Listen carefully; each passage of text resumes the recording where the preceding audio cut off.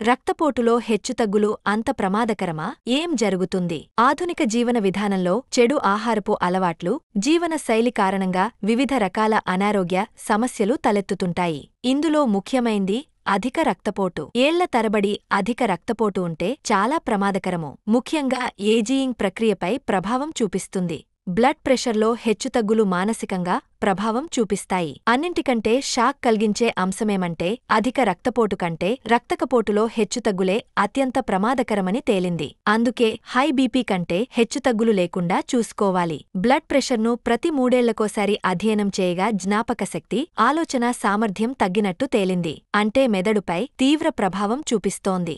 మెదడు వికాసంపై ప్రతికూల ప్రభావం కనిపించింది. ఈ పరిస్థితిని నియంత్రించేందుకు బ్లడ్ ప్రెషర్ ఎప్పటికప్పుడు చెక్ చేస్తుండాలి. ఎప్పుడూ పౌష్టిక ఆహారం అంటే పోషకాలు ఎక్కువగా ఉండే ఆహారం మాత్రమే తీసుకోవాలి. వైద్యుని సలహా మేరకు బ్లడ్ ప్రెషర్ మందులు తప్పకుండా వాడాలి. మద్యం, ఉప్పు, ధూమపానానికి దూరంగా ఉండాలి.